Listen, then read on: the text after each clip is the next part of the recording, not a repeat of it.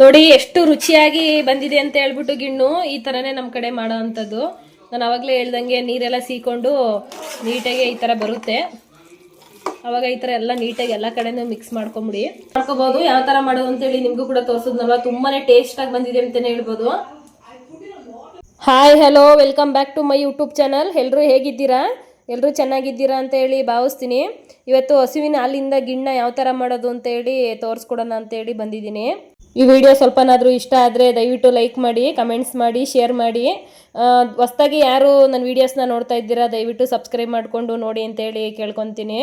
ಇವಾಗ ಯಾರು ನೋಡ್ತಾ ಇದ್ದೀರಾ ಸಬ್ಸ್ಕ್ರೈಬ್ ಮಾಡಿಕೊಂಡು ಅವ್ರಿಗೆಲ್ಲ ಧನ್ಯವಾದಗಳನ್ನ ತಿಳಿಸ್ತಾ ಇದ್ದೀನಿ. ಇದು ಹಸುವಿನ ಹಾಲಿನಲ್ಲಿ ಮಾಡ್ತಾ ಇರೋ ಅಂಥದ್ದು. ಹಸು ಈದಿ 1 ದಿನ 2 ದಿನ ಆಗಿರೋ ಅಂಥ ಹಾಲು ಇದು. ಹಂಗಾಗಿ ತೋರಿಸ್ಕೊಡ್ತೀನಿ. ಇನ್ನು ಊರಿಗೆ ಹೋಗಿದ್ವಲ್ಲ ಅವಾಗ ಗಿಣ್ಣಲ್ಲೂ ಕೂಡ ತೊಗೊಂಡು ಬಂದಿದ್ವಿ. ಹಂಗಾಗಿ ಗಿಣ್ಣು ಮಾಡೋಣ ಅಂತೇಳಿ ಹಾಲನ್ನು ಕೂಡ ಕಾಯಿಸ್ತಾ ಇದ್ದೀನಿ ಚೆನ್ನಾಗೆ. ಇದು ಎಷ್ಟು ಕೆಂಪು ಕಾಯುತ್ತೋ ಅಷ್ಟು ಚೆನ್ನಾಗಿರುತ್ತೆ ಗಿಣ್ಣು ಅಂತಲೇ ಹೇಳ್ಬೋದು. ಇಲ್ಲಾಂದರೆ ಹಸಿ ಹಸಿ ಥರ ಬಂದ್ಬಿಡುತ್ತೆ. ಈ ಪನ್ನೀರ್ ಮಾಡಲಿಕ್ಕೆ ಹಾಲು ಬೇರೆ, ಇದು ನೀರು ಬೇರೆ, ಇದು ಬೇರೆ ಆಗುತ್ತಲ್ಲ, ಆ ಥರ ಆಗಬೇಕು. ಹಾಲು ಚೆನ್ನಾಗೆ ಕಾಯಿಸ್ಬೇಕು. ಇದನ್ನು ಎಷ್ಟು ಚೆನ್ನಾಗಿ ಕಾಯಿಸ್ತೀವೋ ಕೆಂಪುಗೆ ಅಷ್ಟು ನೀಟಾಗಿರುತ್ತೆ, ಗಮ್ಮಂತ ಇರುತ್ತೆ ತಿನ್ಲಿಕ್ಕೆ. ಇವತ್ತು ಗಿಣ್ಣು ಮಾಡೋದ ತೋರಿಸ್ತೀನಿ. ನಮ್ಮನೆ ಯಾವ ಥರ ಗಿಣ್ಣ ಮಾಡ್ತೀವಿ ನಾವು ಅಂತ ಹೇಳ್ಬಿಟ್ಟು. ಇದು ಕರು ಹಾಕುತ್ತಲ್ಲ ಅವಾಗಲೇ 2 ದಿನದ್ದು ಹಾಲಿದು. ಹಂಗಾಗಿ ಎಲ್ಲರೂ ಇಡ್ಲಿ ಪಾತ್ರೆಯಲ್ಲಿ ಹಾಕ್ಬಿಟ್ಟು ಗಿಣ್ಣ ಮಾಡ್ಕೋತಾರೆ, ಕಡ್ಬ್ತಾರ. ನನಗದು ಇಷ್ಟ ಇಲ್ಲ. ನಾವು ಇದನ್ನ ರೈಸಲ್ಲಿ ಮಾಡೋ ಅಂಥದ್ದು. ಹಂಗಾಗಿ ನಿಮಗೂ ಕೂಡ ತೋರಿಸ್ತೀನಿ ಯಾವ ಥರ ಮಾಡೋದು ಅಂತ ಹೇಳ್ಬಿಟ್ಟು. ತುಂಬ ಟೇಸ್ಟಿಯಾಗಿ ಬರುತ್ತೆ. ಇದಕ್ಕೆ ಸ್ವಲ್ಪ ಹುರ್ಗಡ್ಲೆನೂ ಹಾಕ್ಬೇಕು. ಹಂಗಾಗಿ ಹುರ್ಗಡ್ಲೆನ ಪುಡಿ ಮಾಡಿ ಇಟ್ಕೊಳ್ಳೋಣ ಅಂತೇಳಿ ಇಟ್ಕೋತಾ ಇರೋಂಥದ್ದು. ಹಾಲು ಚೆನ್ನಾಗಿ ಕಾಯ್ದ್ಮೇಲೆ ಬೆಲ್ಲನೂ ಸಹಿತ ಕರಗಿಸ್ಬಿಟ್ಟು ಹಾಕ್ಬೇಕು ಅದಕ್ಕೆ. ಹಂಗಾಗಿ ಇವಾಗ ಹುರ್ಗಡ್ಲೆನ ಸ್ವಲ್ಪ ತರಿಯಾಗಿ ರುಬ್ಬಿಟ್ಕೊಬೇಕು. ನೀಟಾಗಿ ನುಣ್ಣಗೆ ರುಬ್ಬಾರ್ದು. ರುಬ್ಕೊಂಡ್ರೆ ಸಾಕು. ಜಾಸ್ತಿ ನುಣ್ಣಗೇನು ರುಬ್ಕೊಳ್ಳೋದು ಬೇಡ. ಇಷ್ಟು ತರಿಯಾಗಿದ್ರೆ ಸಾಕು, ಜಾಸ್ತಿ ಬೇಡ. ಸ್ವಲ್ಪ ತಗೊಳ್ಳಿ, 1 ಕಪ್ಪಷ್ಟು. ಇದು ನೀರಿನ ಅಂಶ ಎಲ್ಲ ಹೀರ್ಕೊಂಡು ಸ್ವಲ್ಪ ಗಟ್ಟಿ ಬರುತ್ತೆ ಅಂತ ಅಂದ್ಬಿಟ್ಟು, ಇಲ್ಲಾಂದ್ರೆ ಒಂಥರ ತೆಳ್ಳಗೆ ಆಗ್ಬಿಟ್ರೆ ಚೆನ್ನಾಗಿರಲ್ಲ. ಹಂಗಾಗಿ ನಾನು ಹುರ್ಗಡ್ಲೆನ ಈ ತರ ಸ್ವಲ್ಪ ಪೌಡರ್ ಮಾಡಿ ಇಟ್ಕೊಂಡಿರೋಂಥ. ಈಗ ಹಾಲು ಚೆನ್ನಾಗಿ ಕುದಿ ಬರ್ತಾ ಇದೆ. ಇವಾಗ ಮನೆಯಲ್ಲೇನೆ ಪುಡಿ ಮಾಡಿ ಇಟ್ಕೊಂಡಿರೋ ಅಂತ ಒಣಶುಂಠಿ ಮತ್ತೆ ಏಲಕ್ಕಿ ಕಾಯಿನೂ ಸಹಿತ 1-2 ಸ್ಪೂನ್ ಹಾಕೋತಾ ಇದ್ದೀನಿ. ಫ್ಲೇವರ್ಗೆ ತುಂಬಾನೇ ಚೆನ್ನಾಗಿರುತ್ತೆ. ಹಂಗಾಗಿ ಇವಾಗ ಇದನ್ನ ಮಿಕ್ಸ್ ಮಾಡ್ಕೋತಾ ಇದ್ದೀನಿ.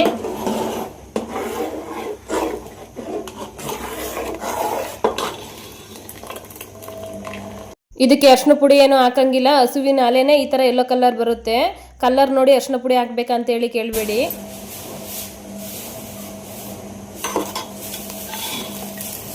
ನೀಟಾಗಿ ಕೈ ಬಿಡ್ದಂಗೆ ಅವಾಗವಾಗ ತಿರ್ಕೋತಾನೆ ಇರಬೇಕು. ಇಲ್ಲ ಅಂತಂದ್ರೆ ತಳ ಸಿದೋಗ್ಬಿಡುತ್ತೆ. ಹಂಗಾಗಿ ಈ ತರ ದಪ್ಪ ಪಾತ್ರೆನ ಇಟ್ಕೋಬೇಕು. ನಮ್ ಕಡೆ ಎಲ್ಲ ನಾವು ಇದೇ ತರನೇ ಗಿಣ್ಣು ಮಾಡೋ ಅಂಥದ್ದು. ಇಲ್ಲಿ ಒಂದ್ ಕಡೆ ಬೆಲ್ಲನೂ ಕೂಡ ಕರಗಲಿಕ್ಕೆ ಇಟ್ಕೊಂಡಿದೀನಿ. ಡೈರೆಕ್ಟ್ ಆಗಿ ಹಾಲ್ಗೆ ಹಾಕ್ಬಹುದು. ಕಲ್ಲೇನಾದ್ರೂ ಇದ್ರೆ ತಿನ್ಲಿಕ್ಕೆ ಚೆನ್ನಾಗಿರೋದಿಲ್ಲ, ಕಲ್ಲಾಗ್ಬಿಟ್ರೆ ಅಂದ್ಬಿಟ್ಟು ಸಪ್ರೇಟಾಗಿ ಬೆಲ್ಲನ ಕರಗಲಿಕ್ಕೆ ಇಟ್ಕೊಂಡಿದೀನಿ. ನಾವು ಈ ಗಿಣ್ಣ 2 ಥರ ಮಾಡ್ತೀವಿ. ಇವತ್ತು ರೈಸ್ನ ಉಪಯೋಗಿಸ್ಕೊಂಡು ಮಾಡ್ತಾ ಇರೋ ಅಂಥದ್ದು. ಇನ್ನೊಂದು ಥರ ಬಂದು ಅವಲಕ್ಕಿ ಮತ್ತು ಕಡಲೆಪುರಿ ಇಷ್ಟನ್ನೇ ಹಾಕಿ ಮಾಡೋ ಅಂಥದ್ದು ಗಿಣ್ಣ. ತುಂಬಾ ಚೆನ್ನಾಗಿರುತ್ತೆ ಅದು ಕೂಡ. ಇವಾಗ ಹಾಲು ಕೂಡ ಚೆನ್ನಾಗಿ ಕುದಿ ಬಂದಿದೆ, ನೀರನ್ನ ಬಿಟ್ಕೊಂಡು ಬೇಯ್ತೈತೆ. ಇನ್ನು 1 ಕಪ್ಪಲ್ಲಿ ತೆಂಗಿನ ತುರಿನೂ ಕೂಡ ತುರಿದು ಇಟ್ಕೊಂಡಿದ್ದೀನಿ. ಹುರ್ಗಡ್ಲೆ ಪೌಡ್ರ್ ಮಾಡಿದ್ನಲ್ಲ ಅದನ್ನು ಕೂಡ ಇಟ್ಕೊಂಡಿದ್ದೀನಿ.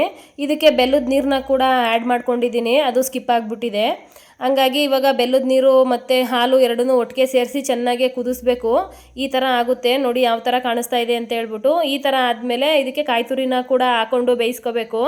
ಈ ಕಾಯಿ ತುರಿನ ಲಾಸ್ಟ್ನಲ್ಲೂ ಕೂಡ ಆ್ಯಡ್ ಮಾಡ್ಕೋಬೋದು. ಲಾಸ್ಟ್ನಲ್ಲಿ ಆ್ಯಡ್ ಮಾಡಿಬಿಟ್ರೆ ಇದು ಗಿಣ್ಣು 2 ದಿನವರೆಗೂ ಇಟ್ಕೊಂಡು ತಿನ್ಬೋದು. ಹಂಗಾಗಿ ಅಳಸೋಗ್ಬಿಡುತ್ತೆ. ಹಂಗಾಗಿ ಕಾಯಿ ತುರಿನ ಫಸ್ಟೇ ಹಾಕಿ ಕುದಿಸ್ಬಿಟ್ರೆ 2 ದಿನವರೆಗೂ ಚೆನ್ನಾಗಿರುತ್ತೆ ಅಂತ ಹೇಳಿ ಇದು ಕೊಬ್ಬರಿ ತುರಿನೂ ಹಾಕೋಬೋದು ಬೇಕಂದರೆ. ನಾನು ಕಾಯಿ ತುರಿನ ಆ್ಯಡ್ ಮಾಡ್ಕೊತಾ ಇದ್ದೀನಿ. ಇದು ರೈಸ್ನ ಉಪಯೋಗಿಸಿ ಮಾಡೋದ್ರಿಂದ ಕಡಲೆಪುರಿ ಕೂಡ ಆ್ಯಡ್ ಮಾಡ್ಕೋಬೋದು. ಇದಕ್ಕೆ ನಮ್ಮನೆ ಕಡಲೆಪುರಿ ಖಾಲಿ ಆಗಿಬಿಟ್ಟಿತ್ತು. ಹಂಗಾಗಿ ಇವಾಗ ಹೋಗಿ ತೊಗೊಂಬರ್ಲಿಕ್ಕೆ ಟೈಮ್ ಇರಲಿಲ್ಲ. ಹಂಗಾಗಿ ರೈಸ್ನೇ ಹಾಕಿ ಮಾಡೋದನ್ನ ತೋರಿಸ್ತಾ ಇದ್ದೀನಿ. ನೀವು ಇದ್ರೆ ಕಡಲೆಪುರಿನ ಆ್ಯಡ್ ಮಾಡ್ಕೊಳ್ಳಿ, ತುಂಬಾ ಚೆನ್ನಾಗಿರುತ್ತೆ. ನಾನು ಇಲ್ಲಿ ಒಂದು ಕಡೆ ರೈಸ್ನು ಕೂಡ ಮಾಡಿ ಇಟ್ಕೊಂಡಿದ್ದೀನಿ, ಬಿಸಿ ರೈಸ್ನ. ಹಂಗಾಗಿ ಇವಾಗ ಅದನ್ನು ಕೂಡ ಹಾಲಲ್ಲಿ ಆ್ಯಡ್ ಮಾಡ್ಕೋಬೇಕು. ಅಕ್ಕಿನೇ ಡೈರೆಕ್ಟಾಗಿ ಹಾಲಲ್ಲಿ ಹಾಕ್ಬಿಟ್ರೆ ಅದು ಗಿಣ್ಣು ಚೆನ್ನಾಗಿರೋದಿಲ್ಲ. ಹಂಗಾಗಿ ಸಪ್ರೇಟಾಗಿ ರೈಸ್ನ ಮಾಡಿಕೊಂಡು ಅದರೊಳಗಡೆ ಆ್ಯಡ್ ಮಾಡ್ಕೋಬೇಕು. ಹಂಗಾಗಿ ತುಂಬಾ ಚೆನ್ನಾಗಿರುತ್ತೆ ಅಂತಲೇ ಹೇಳ್ತೀನಿ. ಈ ರೈಸ್ನ ಮಾಡುವಾಗ ಉಪ್ಪನ್ನ ಹಾಕ್ಬಾರ್ದು, ಹಂಗೇ ರೈಸ್ನ ಮಾಡ್ಕೋಬೇಕು. ಯಾಕಂದರೆ ಗಿಣ್ಣು ಸ್ವೀಟ್ ಅಲ್ವಾ, ಹಂಗಾಗಿ ಉಪ್ಪು ಹಾಕ್ಬಿಟ್ರೆ ಉಪ್ಪು ಸ್ವೀಟು ಎರಡು ಮಿಕ್ಸ್ ಆಗಿಬಿಡುತ್ತೆ. ಆ ಥರ ನಾವು ಮಾಮೂಲಿ ರೈಸ್ನ ಮಾಡುವಾಗ ಸ್ವಲ್ಪ ಉಪ್ಪು ಹಾಕ್ಕೊಂಡು ಮಾಡ್ಕೋತೀವಲ್ಲ, ಹಂಗಾಗಿ ಹೇಳ್ತಾ ಇದ್ದೀನಿ. ಇವಾಗ ಹಾಲೊಳಗಡೆ ರೈಸ್ನು ಕೂಡ ಹಾಕ್ಕೊಂಡಿದ್ದೀನಿ. ನಮಗೆ ಎಷ್ಟು ಕ್ವಾಂಟಿಟಿಯಲ್ಲಿ ಬೇಕು ಅಂತೇಳಿ ಆ್ಯಡ್ ಮಾಡ್ಕೋಬೇಕು. ಇದು ಆದಷ್ಟು ಸ್ವಲ್ಪ ತೆಳ್ಳಗೆ ಮಾಡ್ಕೊಳ್ಳಿ. ತುಂಬಾ ಗಟ್ಟಿ ಮಾಡಿಬಿಟ್ರೆ ಅದು ಆರಿದ್ಮೇಲೆ ಇನ್ನೂ ಗಟ್ಟಿ ಆಗುತ್ತೆ. ಹಂಗಾಗಿ ಸ್ವಲ್ಪ ತೆಳ್ಳಗೆ ಮಾಡಿಕೊಂಡ್ರೆ ಆಮೇಲೆ ಗಟ್ಟಿ ಆಗುತ್ತೆ. ಅಕ್ಕಿ ಎಲ್ಲ ಇತ್ತಲ್ಲ ವರಮಹಾಲಕ್ಷ್ಮಿಲಿ ಕೂರಿಸಿರೋಂಥದ್ದು, ಹಂಗಾಗಿ ಅದನ್ನು ಸಹಿತ ಒಂದು ಸ್ವಲ್ಪ ತಗೊಂಡು ಕಳಸದಕ್ಕಿ ಮತ್ತೆ ಎಲ್ಲ ಇಟ್ಟಿದ್ದೆ. ಹಂಗಾಗಿ ಪ್ರತಿ ವಾರ ಕಳಸದಕ್ಕಿನ ಚೇಂಜ್ ಮಾಡ್ತೀನಿ. ಆ ಅಕ್ಕಿನೂ ಕೂಡ ಆ್ಯಡ್ ಮಾಡಿಕೊಂಡು ರೈಸ್ನ ಮಾಡಿದ್ದೆ. ಹಂಗಾಗಿ ಇದು ಸ್ವೀಟ್ನೇ ಮಾಡ್ತಾ ಇದ್ದೀನಲ್ಲ ಅಂತೇಳಿ ಸ್ವೀಟ್ನ ಮಾಡ್ತಾ ಇರೋಂಥದ್ದು. ತುಂಬಾನೇ ಚೆನ್ನಾಗಿರುತ್ತೆ. ಈ ತರ ಕಳಸದಕ್ಕಿಲಿ ಪುಳಿಯೋಗರೆ, ಮೊಸರನ್ನ, ಈ ತರ ಸ್ವೀಟ್ ಪೊಂಗಲ್ಲು ಇಲ್ಲ ಈ ತರ ಗಿಣ್ಣು ಏನಾದ್ರೂ ಮಾಡ್ಕೋಬಹುದು. ಮಾಮೂಲಿ ಹಸುವಿನ ಹಾಲಲ್ಲೂ ಮಾಡ್ಬೋದು ಗಿಣ್ಣ, ಆದ್ರೆ ಇಷ್ಟೊಂದು ಟೇಸ್ಟ್ ಬರೋದಿಲ್ಲ. ಗಿಣ್ಣ ಹಾಲಲ್ಲೇ ಮಾಡಿದ್ರೇನೆ ಅದು ತುಂಬಾನೇ ಟೇಸ್ಟ್ ಬರೋದು ಅಂತ ಹೇಳ್ತೀನಿ. ಹಂಗಾಗಿ ನಾವು ಈ ತರ ಮಾಡ್ಕೊಂತ ಇದ್ದೀನಿ. ಈ ರೈಸ್ನೆಲ್ಲ ಹಾಕಿದ್ದೀನಲ್ಲ, ಹಂಗಾಗಿ ಹಾಲಲ್ಲಿ ಕುದಿಲಿಕ್ಕೆ ಬಿಟ್ಟಿದ್ದೀನಿ ಸ್ವಲ್ಪ ಹೊತ್ತು. ನಾವು ರೈಸ್ನ ಸಪ್ರೇಟಾಗೆ ಮಾಡಿ ಇದಕ್ಕೆ ಆ್ಯಡ್ ಮಾಡ್ಕೊಳ್ಳೋದ್ರಿಂದ ಅದು ರೈಸ್ನ ಇವಾಗ ಹಾಕ್ತೀವಲ್ಲ ಅದ್ರ ನೀರೆಲ್ಲ ರೈಸು ಹೀರ್ಕೋಬೇಕು. ಹಂಗಾಗಿ ಸ್ವಲ್ಪ ಹೊತ್ತು ಕುದಿಬೇಕು. ಇವಾಗ ಹುರ್ಗಡ್ಲೆ ಪುಡಿ ಮಾಡ್ಕೊಂಡಿದ್ದೀನಲ್ಲ ಅದನ್ನು ಕೂಡ ಆ್ಯಡ್ ಮಾಡ್ಕೊತಾ ಇದ್ದೀನಿ. ಇದನ್ನು ಲಾಸ್ಟಲ್ಲಿ ಆ್ಯಡ್ ಮಾಡ್ಕೋಬೇಕು. ಹುರ್ಗಡ್ಲೆನ ಮೊದಲೇ ಆ್ಯಡ್ ಮಾಡ್ಕೊಂಬಿಟ್ರೆ ತುಂಬಾ ಗಟ್ಟಿ ಆಗಿಬಿಡುತ್ತೆ. ಹಂಗಾಗಿ ಗಿಣ್ಣೆಲ್ಲ ಫೈನಲ್ ಸ್ಟೇಜಿಗೆ ಬರ್ತಾ ಇದೆ ಅಂತ ಅಂದಾಗ ಆ್ಯಡ್ ಮಾಡ್ಕೊಬೇಕು. ಇದಕ್ಕೆ ಸ್ವಲ್ಪ ಗಸಗಸೆನ ಹಾಕ್ಕೊಂಡ್ರೆ ಇನ್ನೂ ತುಂಬಾ ಚೆನ್ನಾಗಿರುತ್ತೆ. ನಾನು ಸ್ಕಿಪ್ ಮಾಡ್ಕೊಬಿಟ್ಟಿದ್ದೀನಿ, ಆ್ಯಡ್ ಮಾಡೋದಾಗ ಮರ್ತೋಗಿತ್ತು. ಹಂಗಾಗಿ ಇವಾಗ ಆ್ಯಡ್ ಮಾಡ್ಕೊತಾ ಇದ್ದೀನಿ ಸ್ವಲ್ಪ ಬಿಸಿ ಮಾಡಿಬಿಟ್ಟು. ನೀವು ಕೂಡ ಆ್ಯಡ್ ಮಾಡ್ಕೊಳ್ಳಿ, ತುಂಬಾ ಚೆನ್ನಾಗಿರುತ್ತೆ ಅಂತಲೇ ಹೇಳ್ತೀನಿ. ನಾನು ಯಾರಿಗಾದರೂ ಏನಾದರೂ ಹೇಳಬೇಕು ಅಂತ ಅಂದರೆ ಫಸ್ಟು ನಾನು ಅದನ್ನು ಟ್ರೈ ಮಾಡಿ ನಾನು ತಿಂದು ನೋಡಿ ಹೇಳೋಂಥದ್ದು. ವೀಡಿಯೋಗೋಸ್ಕರ ಏನೇನೋ ಸುಳ್ಳು ಹೇಳ್ಬಾರ್ದು ಅಂತ ಹೇಳಿ ಈ ಥರ ಮಾಡಿ ಹೇಳ್ತಾ ಇದ್ದೀನಿ. ಅದು ಗಸಗಸೆ ಮಿಸ್ ಆಗಿಬಿಟ್ಟಿತ್ತು, ಹಂಗಾಗಿ ಇವಾಗ ಹುರಿದ್ಬಿಟ್ಟು ಆ್ಯಡ್ ಮಾಡ್ಕೊತಾ ಇದ್ದೀನಿ. ಇವಾಗ ಇದು ನೀಟಾಗಿ ಸ್ವಲ್ಪ ಹೊತ್ತು ನಿಧಾನ ಉರಿಲಿ ಬೇಯಿಸ್ಕೊಬೇಕು. ತುಂಬಾ ಹೈ ಫ್ಲೇಮಲ್ಲಿ ಬೇಯಿಸ್ಕೊಂಬಿಟ್ರೆ ಸೀದೋಗ್ಬಿಡುತ್ತೆ. ಹಂಗಾಗಿ ನಿಧಾನ ಉರಿಯಲ್ಲಿ ಆದಷ್ಟು ಬೇಯಿಸ್ಕೊಳ್ಳಿ. ಆವಾಗವಾಗ ತಿರುತ್ತೇನೆ ಇರಿ, ತುಂಬಾ ಚೆನ್ನಾಗಿ ಬರುತ್ತೆ.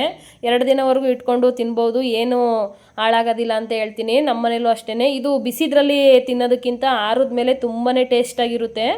ಹಂಗಾಗಿ ಒಂದಿನ ಬಿಟ್ಟು ತಿಂದರೆ ಇನ್ನೂ ತುಂಬಾ ಚೆನ್ನಾಗಿರುತ್ತೆ ಅಂತ ಹೇಳ್ತೀನಿ. ನಮ್ಮ ಕಡೆ ಎಲ್ಲ ಇದೇ ಥರನ ಗಿಣ್ಣ ಮಾಡೋ ಅಂಥದ್ದು. ನಾವು ರುಚಿಯಾಗಿ ಬಂದಿದೆ ಅಂತ ಹೇಳ್ಬಿಟ್ಟು ಗಿಣ್ಣು ಈ ಥರನೇ ನಮ್ಮ ಕಡೆ ಮಾಡೋ ಅಂಥದ್ದು. ನಾನು ಆವಾಗಲೇ ಹೇಳ್ದಂಗೆ ನೀರೆಲ್ಲ ಸೀಕೊಂಡು ನೀಟಾಗಿ ಈ ಥರ ಬರುತ್ತೆ.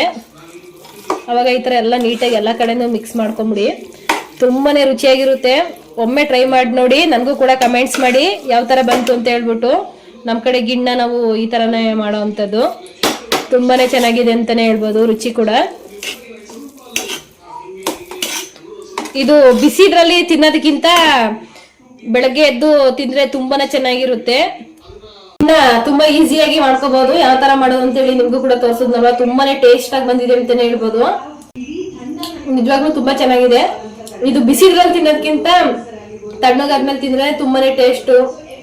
ಈ ವಿಡಿಯೋ ನಿಮ್ಗೂ ಸ್ವಲ್ಪನಾದ್ರೂ ಇಷ್ಟ ಆಗಿದ್ರೆ ದಯವಿಟ್ಟು ಲೈಕ್ ಮಾಡಿ, ಕಮೆಂಟ್ಸ್ ಮಾಡಿ, ಶೇರ್ ಮಾಡಿ. ನನ್ನ ವಿಡಿಯೋನ ಆದಷ್ಟು ಸಬ್ಸ್ಕ್ರೈಬ್ ಮಾಡ್ಕೊಂಡು ನೋಡಿ ಅಂತೇಳಿ ಕೇಳ್ಕೊಂತ ಇದ್ದೀನಿ.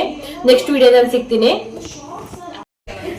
ನಾಗವಲ್ಲಿ ನಾಗವಲ್ಲಿ ನೀನು ನಾಗವಲ್ಲಿ ಅಯ್ಯಯ್ಯ ಕಮ್ಮಂದೆ ಬಿಲ್ಲೆಕ್ಸ್ಕಂದ ಬುಲೆಟ್ ಏನವ